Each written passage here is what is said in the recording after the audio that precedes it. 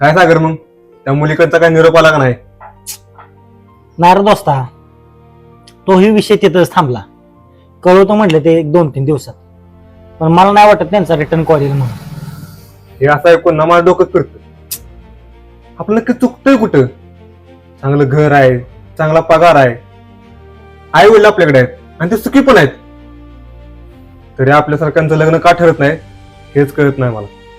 बरं काशिश, मला आता असं वाटायला लागलंय आपल्या कष्टाची आणि चांगल्या स्वभावाची किंमतच उरलेली नाही. गाडी, बंगला, मोठं पॅकेज या अपेक्षांच्या शर्यतीत मुलांचं मेहनत, त्यांची धडपड आणि मुलांचं मन हे कुठंतरी हरवून गेलंय. त्यात आपलं काय नाही रे, पण आई वडिलांच्या चेहऱ्याकडे बघितलं ना थोडा जरा त्रास होतो. त्यात आपले पाहुणे रावळे जेव्हा भेटत तेव्हा विचारत असतात कधी करताय मुलाचं लग्न. ह्या सगळ्या गोष्टींचा खूप त्रास होतो. तोच तर विषय आहे रे. आता एका स्थळ आलं ना तर भीतीच वाटते. बरं काशिश, माणसं आता पहिल्यासारखे राहिली नाही. पहिल्यांदा पैशाचा विचार करतात, मग मुलांचा. मुलांच्या आई वडिलांनी पण पैशाचा विचार केला पाहिजे, मान्य आहे, पण पैशा अगोदर मुलगा कसा कमवतोय, मुलाचं राहणीमान किती आहे, मुलगा किती कष्ट करतोय, त्यानं किती वयात किती अचिव्हमेंट केली, ह्या सगळ्या गोष्टी बघितल्या पाहिजे. तेव्हाच आपल्यासारख्या गावघरच्या मुलांचे लग्न लवकर होते.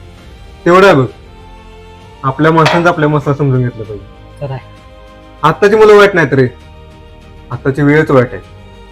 हा, पण एक दिवस नक्की ही वेळ बदलेल, लवकरच. बदललीच पाहिजे. चलू का? उशीर होतोय, आयला जायचे.